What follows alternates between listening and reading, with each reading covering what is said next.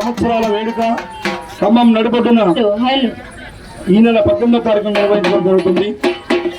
ఆ యొక్క బహిరంగ సభకు మిమ్మల్ని అందరూ కూడా ఆహ్వానిస్తూ ప్రజానాట్య మండలి